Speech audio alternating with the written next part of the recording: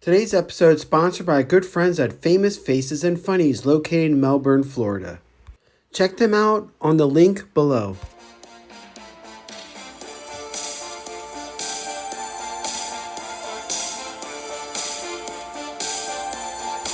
Hello and welcome to another exciting episode of Codename New 202. Hi, I'm your presenter, Shibu Are You.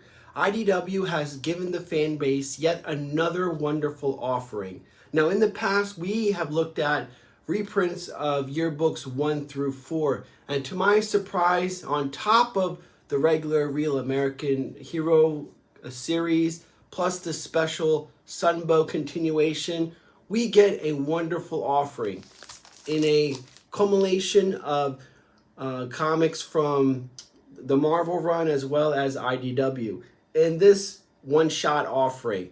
Now, like I mentioned in the past, IDW, which I've been raving about the GIJoe team over at IDW for the longest time, and I've gotten to know a lot of them. They legitimately are fellow fans, and I'm just amazed and grateful that they're on our side and they're able to give us all these wonderful offerings. And here's the thing, a lot of people in the community have asked, hey, I'm interested in getting GIJoe comics. What should I do? What should I pick up?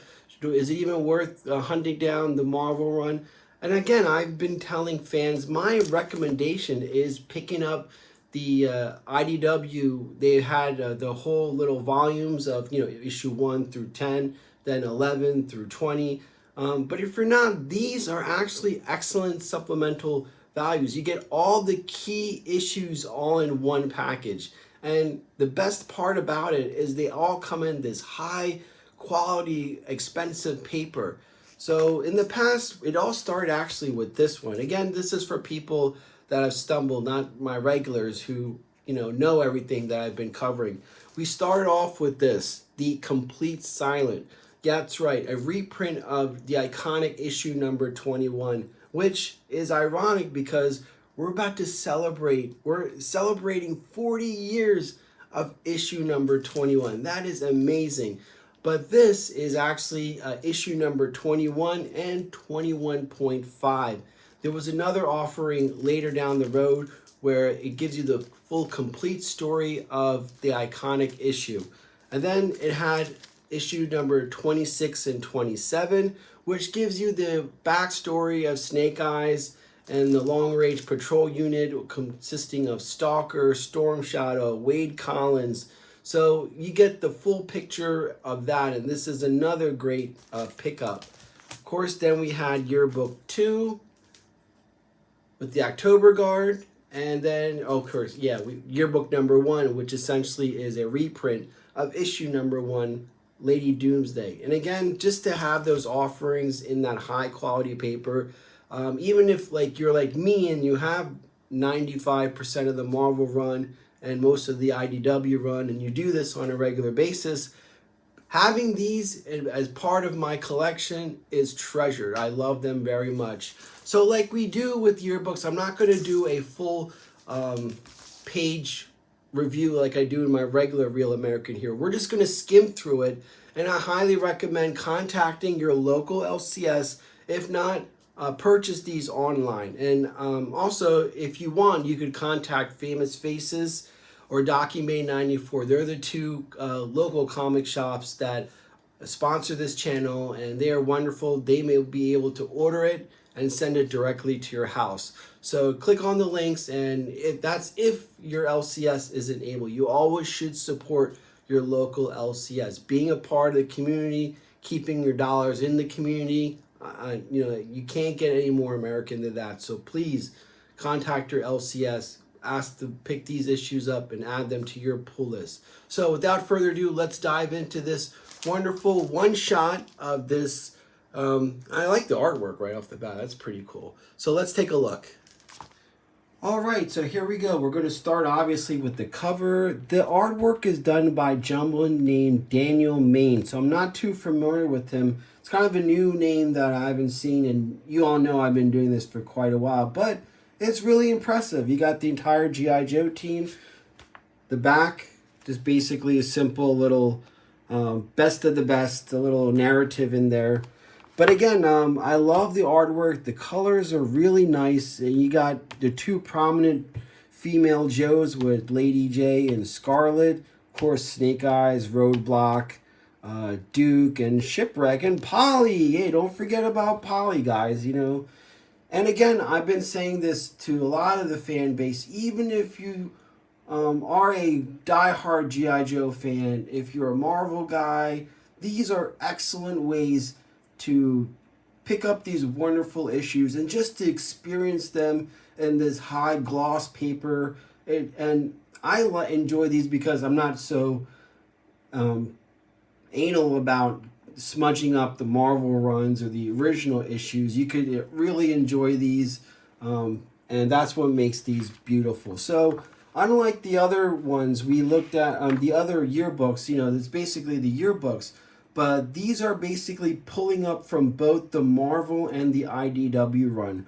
The whole overall theme of it is just basically stories that, you know, we all know from issue 24, 50, 205, and 286, monumental key times outside of the Civil War, outside of Snake Eyes, outside of the Dr.Venom story arc. These are just those, you know, big moments that occurred in both IDW and Marvel that are really newsworthy. And to a lot of you old school fans, issue number 205, and you guys remember I just recently did a recap of 286, where we finally get the backstory of Snake Eyes and Storm Shadow's first meeting. And this issue is off at the graders as we speak. So after I recapped it for you, I packaged that sucker up and sent it, because it is a monumental issue that a lot of you, a lot of old school fans may not know. And I know that the popularity of G.I. Joe has jumped back up, you know, since recently. We have a whole bunch of new Facebook groups, you know, all these people, they're popping in, and that's wonderful. So let's keep that momentum going. And most importantly, let's be inspired by G.I. Joe to do great things. So let's look at this. I want to point out a few things. We got issue number 24, which is a great issue just by the Baroness picks alone. Oh my gosh, you're talking about, this issue is probably the best pictures of the Baroness. And of course, issue number 50, Serpentor, issue number 205, and of course, issue number 286. And if you guys have been following like the YouTube G.I. Joe circuit, you know we recently tipped our hat off to our good friend HCC788.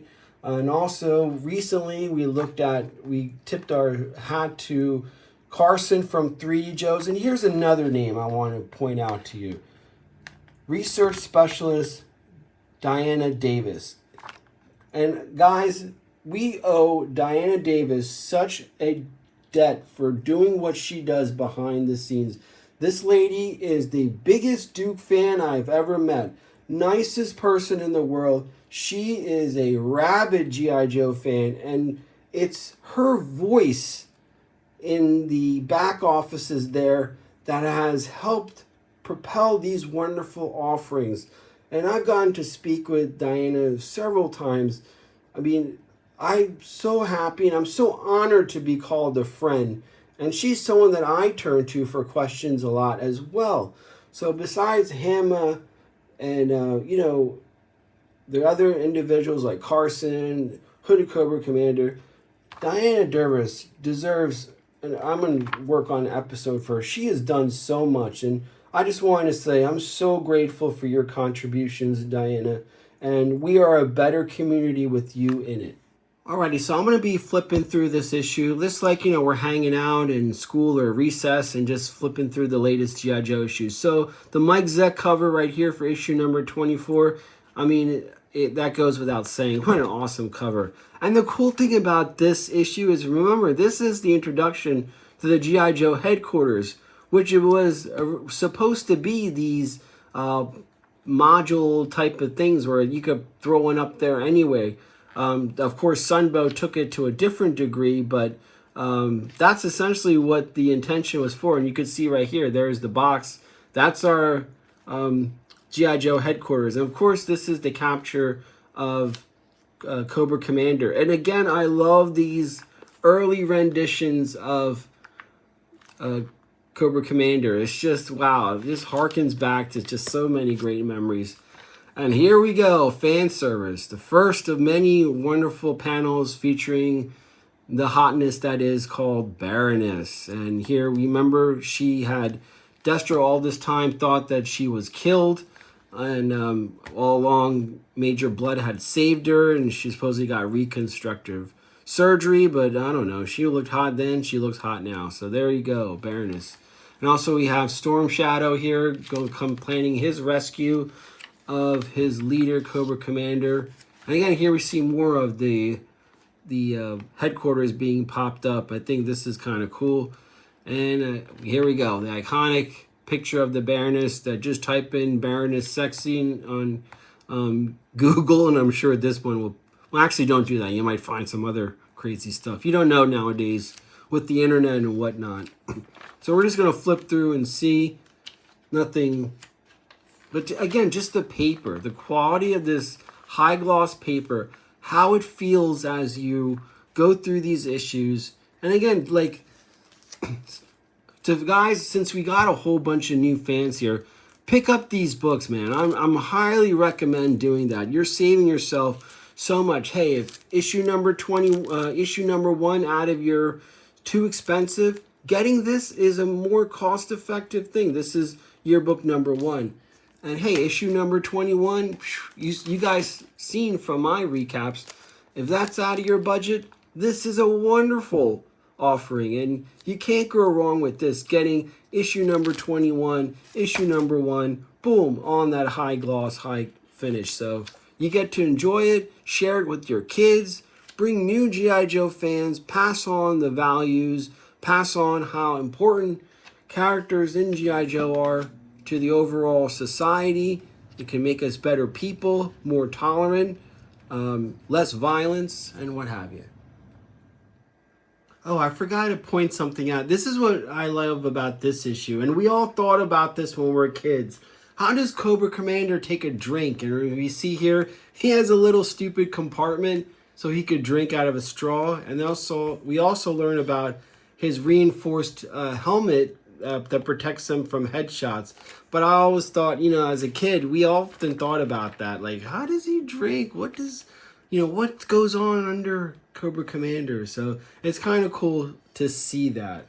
Again, just continuing on with the issue, we see how the Fang coming in and Storm Shadow with the save. The Skyhawk coming in. Wow. You know, they're just reliving these issues. Fang, you know, one of the early versions of the Fang. Just wonderful issue altogether. So, enjoying flipping through that. Again, we see the intention of the headquarters to its fullest. And the introduction of Zartan, Firefly, Wild Weasel. Here we go. The next issue, iconic issue number 50, The Invasion of Springfield. Or as the title says itself, The Battle of Springfield. Wow, what a great issue.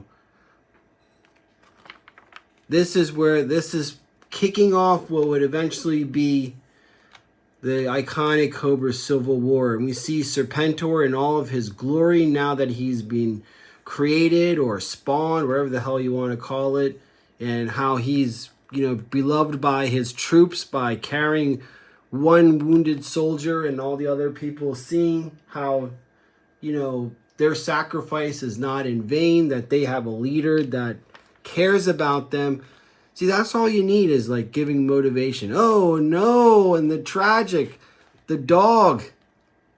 You guys remember this, when the CG has to kill a dog and then we got a wolf with the question mark? Because they're not allowed to take pets with them in this evacuation of Springfield. So they had, oh my God. Even to this day, that's tough. We got Hawk here in his new uniform. And of course, Storm Shadow coming back from the dead.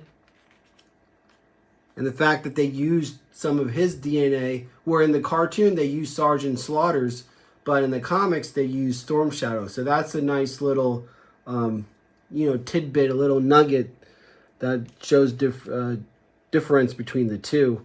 See him taking merely a flesh wound. If any of you guys watch Mighty Python, that's pretty cool. Oh, wow.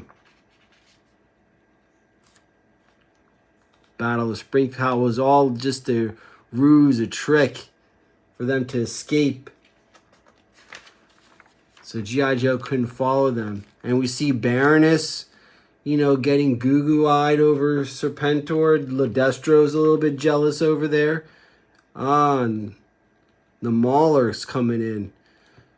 Of course, his tanks. That was an epic battle. That's what we need, man. More tank battles.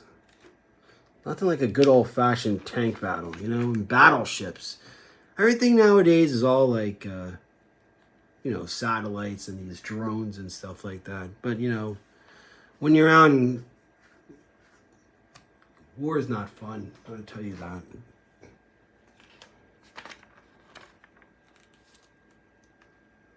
See, there's where she's being a little smitten. There's the word of the day, smitten.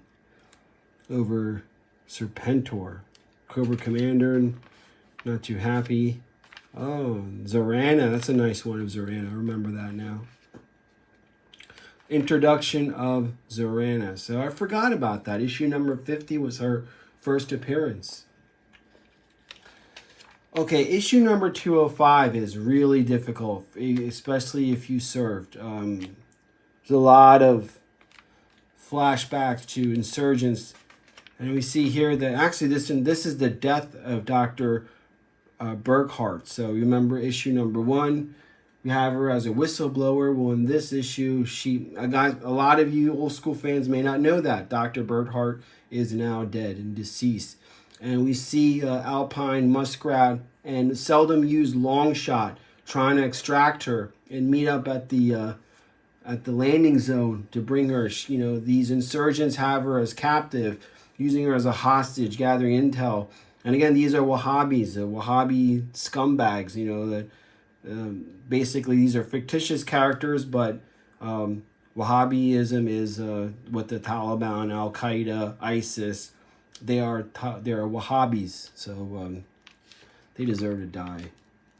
Longshot picking them off. They're basically outnumbered, but G.I. Joe uses the high ground to their advantage, and we see time and time again, they just come like swarms of ants. This is a tough issue, guys. This is really tough to read.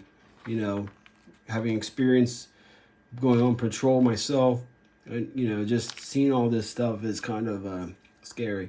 Anyway, so going back to the issue, Alpine, we learned that Dr. Burkart has saved Alpine a few times from impending death. They finally get the advantage, but not before these insurgents contacted reinforcements. And again, there's another firefight where they're basically pinned down. You have let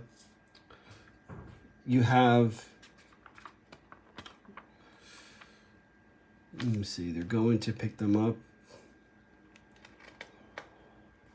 Wild Bill's coming in the Tomahawk with the lift ticket. And actually, lift ticket gets hit, and we see Dr. Burkart get shot in the back. She was trying to protect. Actually, Alpine is signaling Wild Bill and lift ticket in to come in closer to the landing zone. Or I think waving off, I forget. I think waving off. He was waving them off. And Dr. Burkart saw that Alpine was exposing himself. And at the last second, she jumps in and takes a bullet right in the back. And the sad thing is that, he doesn't want to leave her. She doesn't want her to be just a person dumped in a body bag. He honors her. He even she's a civilian, but at the same time, what she means, what she did, and giving her that dignity in death. I mean, that was really touching. You see her, him carrying her on his shoulders, making sure that he's not going to leave her side the entire trip, because And we see him crying here. Warning, this is a really touching issue, guys. If you haven't, please pick this up. And then at the end, we see like a high school reunion. Now, this is going to set up to the, there's going to be like a Cobra, like the issues that come after this is where basically they have, Cobra has CGs in every important position possible. And at one point, Cobra Commander, like, gives a signal and they all become active. They're basically holding an entire world hostage. And so this is basically, it's a stupid alumni reunion you would think in high school, but it's just funny, these panels reading the dialogue like, hey, Tyler 173, hey, Fred 215, you know, everyone has the same name, but they all have stupid numbers at the end, and even the girls and stuff. So we learn later that there are female CGs. All right, so next we have issue number 286, and if you haven't watched the recap I did for more in-depth, but this is, like I said in the beginning, this is when the first meeting of Snakeeyes and Storm Shadow, going back into Vietnam and how they were introduced, basically with we never in the past we never knew about Tommy Arashikage's time in the army. So for the first time, we actually get to see how his unit was another long-range patrol, and that they were wiped out. He was the lone survivor, and how he joined in to basically he joined into Snakeeyes' unit, and at the very end, Stalker joins their unit because their leader got killed. So again, this is another great iconic issue that many modern old school fans may not know if you're not keeping up with the modern GIJoe incarnation. But again, definitely check out we see the tattoo, Tommy Arashikage's tattoo underneath his bandages, and how, you know, they basically were kindred spirits. Storm Shadow was the only one to kind of get through and make a connection with Snakeeyes, and he was, you know, they're blood brother, sword brother type of bondage, how they knew what each other was doing without even thinking. And people have one image of Snakeeyes when really Storm Shadow has a completely different image, you know, that's like my brother, you know, we love each other and we always have each other's back. So this is a really good issue, really good issue. The artwork is phenomenal. You feel like you're there. It's just taking what we loved in the Marvel with issue 26 and 27 and just giving it the full complete picture of this wonderful story arc. And this is the cool part I wanted to showcase. We get to see some, like, this was a ARAH cover for issue number 286. I've been trying to find this thing, but I need to get it because this is Larry Hama's stenciling of the entire unit all together. We got Snakeeyes, Storm Shadow, you know, Stalker. It's just phenomenal. So anyway, does it for this little mini recap. I really recommend, if you haven't, guys, please pick these up. Do yourself a service, a freaking service, and pick these issues up. I mean, yeah, I have boxes. You guys know I do recaps every month, you know, and going into the Marvel run, I spend so much time in the Marvel run in order to do the IDW run. It's like a lot. It's like you're back in college. So do yourself a favor and contact your local comic shop. Order this up. You could also go to IDW's website. And if you still have problems, still check out Famous Faces and Funnies or Docking Bay 94, my two sponsors on the bottom. Contact them, let them know that you would like this mailed to your house, and they'll be more than happy to do that. But at first comes to first, support your local comic shop. See if they have it. And the sad thing is, a lot of these comic book shops don't carry GIJoe. And I go, you know, you guys know I visited Dallas, I visited Philadelphia, I go up and down the coast of Florida.